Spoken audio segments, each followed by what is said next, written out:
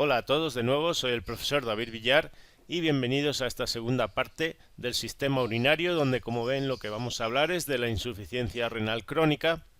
Si en la aguda decíamos que lo que estaba ocurriendo es que se estaban dañando nefronas muy rápidamente, aquí podemos decir que ya se han perdido gran porcentaje de las nefronas de ambos riñones. Entonces el objetivo pues va a ser preservar esas nefronas que todavía nos quedan viables para poderle aumentar la vida a ese animal con la mejor calidad posible. Para entender lo que ocurre en una insuficiencia renal crónica hay que tener claro algunas nociones de fisiología. Por eso voy a empezar explicando por qué, a pesar de que existe una poliuria, es decir, aumento de la producción de orina, no se está limpiando la sangre de productos de desecho, es decir, que existe una azotemia. Vamos a poner el ejemplo de una persona de tamaño medio de unos 70 kilos, y vamos a ver qué ocurre al volumen de agua que atraviesa los riñones en un día. Al día, fíjense, a los riñones de una persona llegan alrededor de 1.700 litros de sangre, que correspondería a 1,2 litros por minuto de sangre que le están llegando.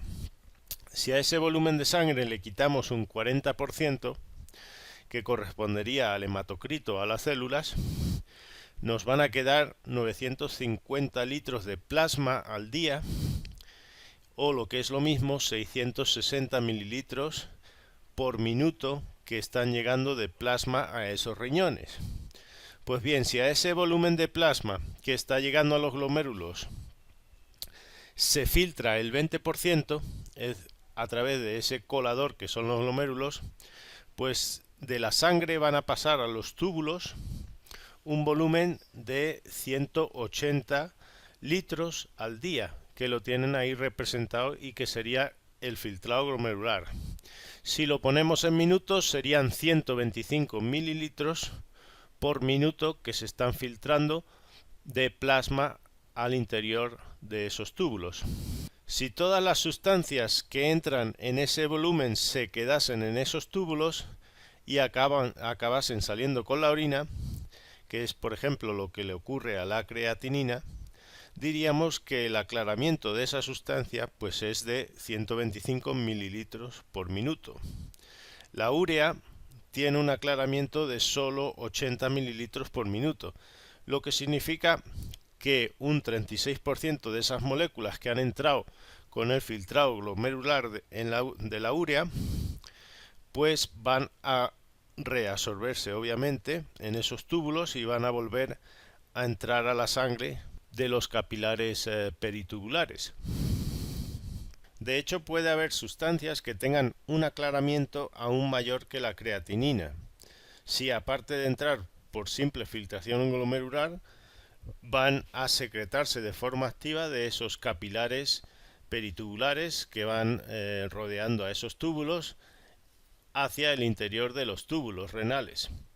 De hecho, vean que el volumen total que se podría aclarar de esos 660 mililitros que hemos dicho que llegan a los glomérulos por minuto, si a esos 660 mililitros le quitamos los 180 que entran a los túbulos, nos va a quedar 480 mililitros de ese plasma que ha pasado desde la arteriola aferente a la eferente. O sea que todavía existe un gran volumen de plasma que puede limpiarse si esas sustancias van a pasar de esa sangre de los capilares peritubulares al interior de los túbulos. El aclaramiento podríamos decir que es el parámetro que nos dice básicamente qué volumen se va a limpiar del plasma por unidad de tiempo. Y acuérdense que es el mejor índice que tenemos para valorar la funcionalidad de ese riñón. Básicamente lo vamos a medir usando sustancias como la creatinina o por ejemplo la urea. Ahora vamos a ver qué es lo que ocurre en una insuficiencia renal crónica y por qué suele haber poliuria. Hemos dicho que se filtran alrededor de 180 litros de plasma al día y sin embargo ¿Cuánta orina puede producir una persona? Pues alrededor de 1,5 litros al día, siempre que pues no esté tomando muchos líquidos o alcohol, por ejemplo. Es decir, que cuando el 100% de las nefronas están funcionando, vamos a estar reabsorbiendo mucho más del 99% del agua que entra a esos túbulos. Sin embargo, decíamos que en una insuficiencia renal crónica hay una pérdida de más del 70% de las nefronas y quedan pues menos del 30%. Y aparte, ese 30% de nefronas que todavía están funcionando están sobrecargadas y no van a poder reabsorber ese 99% de agua que les entra. Entonces vamos a suponer que solo reabsorbiesen el 90% del agua que les entra. De 180 litros que llegan a los riñones, solo el 30% se puede limpiar.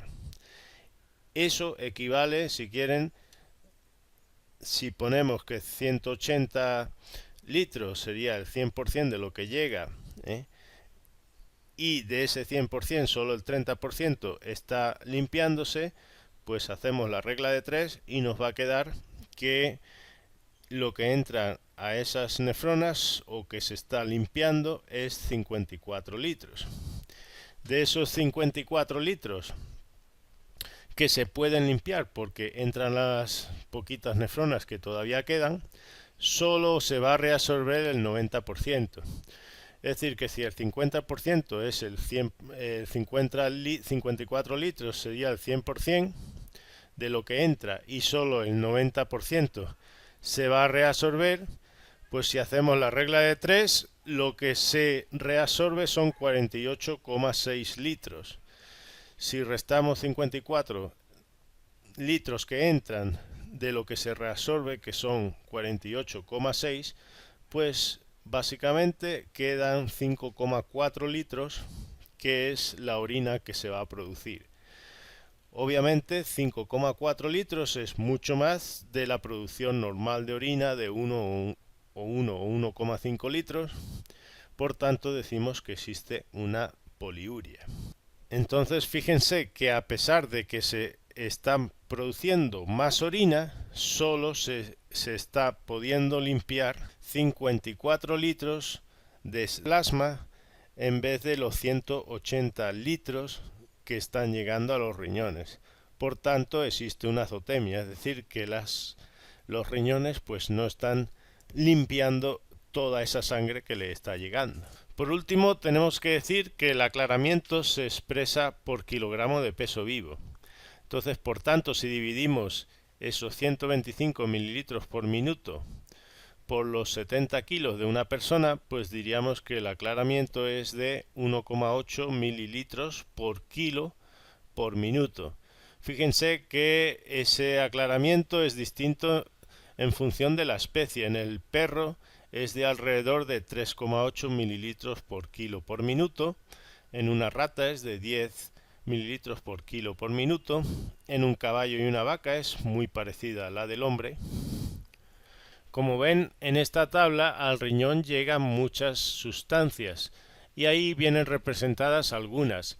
Si al cuerpo le interesa preservar esas sustancias, pues como ven al final de esa tabla se van a reabsorber muchas de ellas. Entonces fíjense que decíamos que el agua prácticamente se reabsorbe toda si los riñones están sanos. Igual ocurre, por ejemplo, con los iones de sodio, cloro, bicarbonato. La glucosa se reabsorbe prácticamente al 100%, por tanto en la orina de un riñón sano, a menos que exista diabetes y que se sobrepase el umbral de reabsorción de la glucosa, pues no debe haber glucosa en la orina. En esta figura lo que se muestra es la relación que existe entre el aclaramiento, que ahí lo llaman depuración, de la urea y de la creatinina en un hombre de peso medio de 70 kilos, con la concentración que existe en el plasma de esas dos sustancias. Fíjense que cuando tenemos el 100% de las nefronas viables, ambos riñones están sanos, en la parte de arriba, pues el aclaramiento sería de 80 y 120 mililitros por minutos en esa persona, tanto de la urea como de la creatinina respectivamente. Y obviamente pues la concentración de esas dos sustancias en la sangre, vean que está muy bajita en la parte de abajo, no supera los 2 miligramos por decilitro de creatinina. Decimos que existe una gran reserva funcional del riñón, porque fíjense que el riñón no va a dar signos de que existe una insuficiencia o de que está fallando hasta que prácticamente se han perdido más de 2/3 de esas nefronas. Y eso pues lo viene representado en esta imagen. Vean que la concentración de la urea y de la creatinina en la sangre prácticamente se mantiene normal y no empieza a subir hasta que el aclaramiento está prácticamente por debajo de 40 mililitros por minuto para el caso de la creatinina. Ahí podemos decir que si lo normal de aclaramiento es 120 y cuando el riñón solo está limpiando 40 mililitros por minuto, pues obviamente se han perdido 2/3 de esas nefronas en ambos riñones. En esta otra gráfica lo que tenemos es la relación que existe entre el aclaramiento, que ahí pues lo llaman glomerular filtration rate o tasa de filtración glomerular. Como ven, se expresa en mililitros por minuto por kilo de peso vivo en el perro, y la concentración que hay de creatinina en el plasma. Entonces vean que existe bastante variación de un perro a otro cuando se va perdiendo las nefronas de ese riñón. Eso hace muy difícil determinar cuánta funcionalidad le queda a esos riñones en base a la concentración de creatinina que existe en el plasma. Y como consecuencia de eso, pues nos va a ser difícil hacer ajustes de la dosis de muchos fármacos en base a cuál es la concentración de creatinina que existe en el plasma, como veremos al final de la presentación. Entonces ya vamos a ir viendo qué es lo que ocurre en la insuficiencia renal crónica. Como ven, decimos que se ha perdido más del 75-80% de las nefronas. El curso de la enfermedad lo podemos dividir en 4 fases. Como ven, el objetivo pues va a ser retrasar la progresión de la enfermedad. Para eso es bien importante hacer el diagnóstico lo más tempranamente posible, si pudiésemos en la fase 1, y el manejo básicamente va a consistir en proteger esos riñones dando una dieta baja en proteínas y fósforo, y como vemos ahí, el potasio también es una de las cosas que hay que ir midiendo de forma periódica. Entonces aquí tenemos representadas las 4 fases o estadios por los que pasa la enfermedad. Como ven ahí, se usan los valores de creatinina en suero o en plasma para decir en qué estadio de la enfermedad se encuentra el animal. Vean que abajo tenemos los valores normales de creatinina, que son de 0,6 a 1,4 miligramos por decilitro en perros, 0,8 a 1,6 en gatos, y normalmente en el estadio 1 todavía no se ha producido una elevación por encima de los valores normales ni en los perros ni en los gatos. En ese estadio temprano, lo único que vamos a detectar es que se altera, por una parte, la gravedad específica que lo tienen ahí, es decir, la capacidad de esos riñones de concentrar la orina, sale más diluida y puede que detectemos proteínas en esa orina. Entonces, en esa primera fase, a menos que hagamos análisis de orina, pues no va a pasar desapercibida porque no existen signos clínicos en el animal. Cuando hablamos del estadio 2, ahí ya sí se está produciendo una azotemia, es decir, se están acumulando productos de desecho y como ven la creatinina ya está por encima del rango normal de 1,4 miligramos por decilitro en el perro.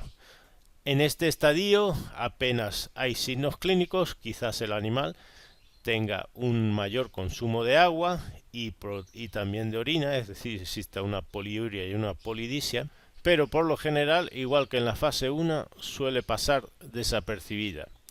Y el animal por lo general nos va a llegar en el estadio 3 que es cuando ya tiene signos clínicos de que ese riñón está fallando. Básicamente, si decimos que en la fase 2 lo que hay es una azotemia ligera, es decir, un acúmulo de productos de desecho en la sangre que no va acompañada de signos clínicos, cuando se producen signos clínicos decimos que aparte de azotemia existe una uremia. Y como ven, los signos clínicos de la uremia pues ya son vómitos, anorexia, abatimiento, deshidratación, poliuria, polidipsia. Y ahí si medimos la concentración de creatinina en sangre, pues ya vean que está mucho más aumentada que con respecto a la fase 2. Obviamente cuando el animal pasa ya al estadio 4, pues ya es la fase terminal, descompensada de la insuficiencia renal crónica, y signos menos corrientes en el gato, pero que como vamos a ver tienen mucha relación con una pérdida de la función endocrina de ese riñón. Podríamos incluir, si se acuerdan, la anemia, porque no se está sintetizando eritropoyetina en ese riñón. Otra consecuencia por mala función endocrina del riñón sería que existen cambios en la retina e incluso ceguera. Acuérdense que la mayoría de los problemas de hipertensión en los animales son consecuencia de un mal funcionamiento del riñón. Entonces, cambios en la retina y en la ceguera y una posible ceguera probablemente nos estén indicando de que existe una hipertensión en ese animal.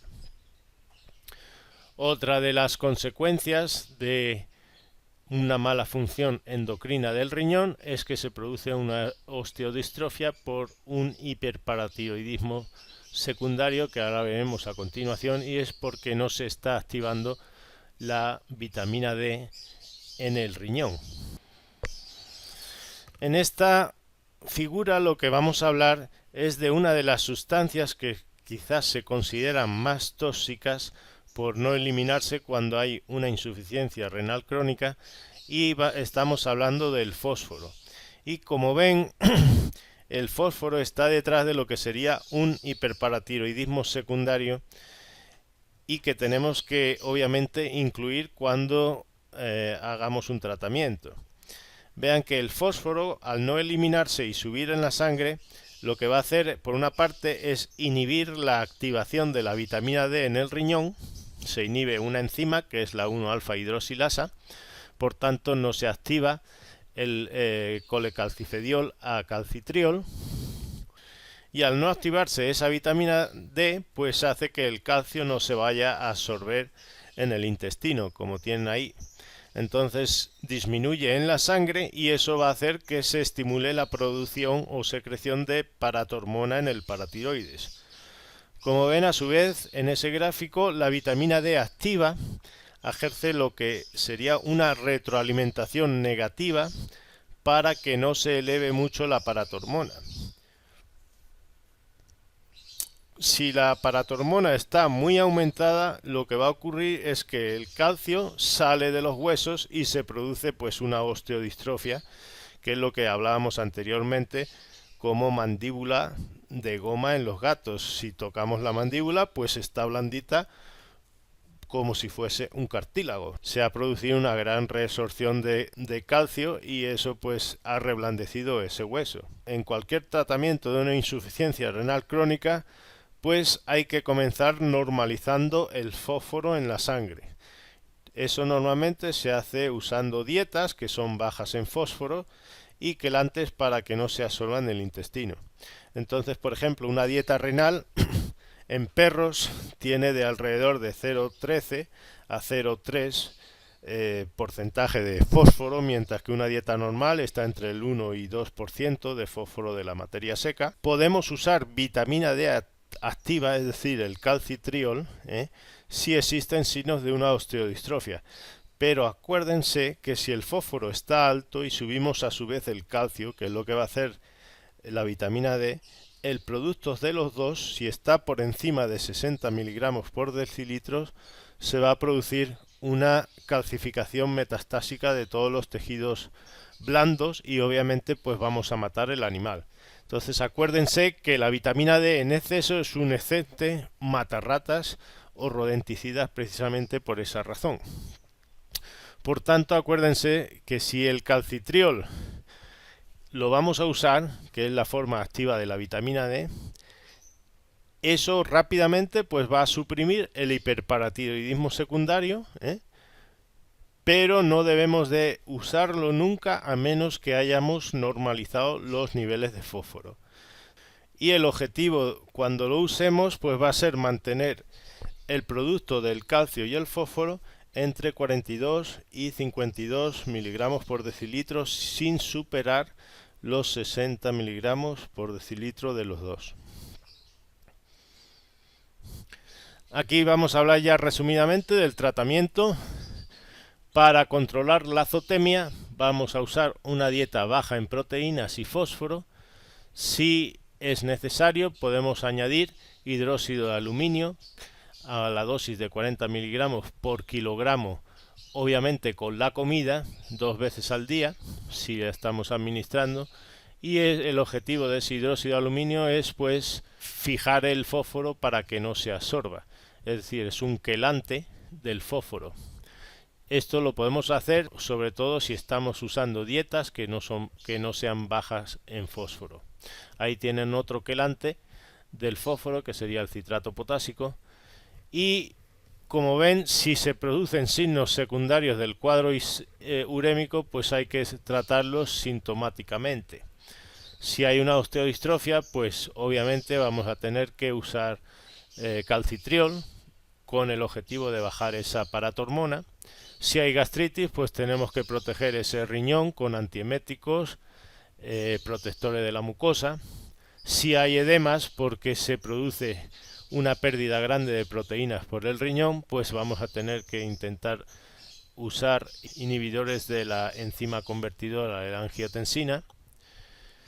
Si hay hipertensión, tenemos que usar sustancias como serían vasodilatadores, como en el alodipino, o otro vasodilatador, que son los inhibidores de la enzima convertidora de angiotensina, que ahí viene como ACE. Y si hay anemias porque falta eritropoyetina, pues se puede usar eritropoyetina sintética.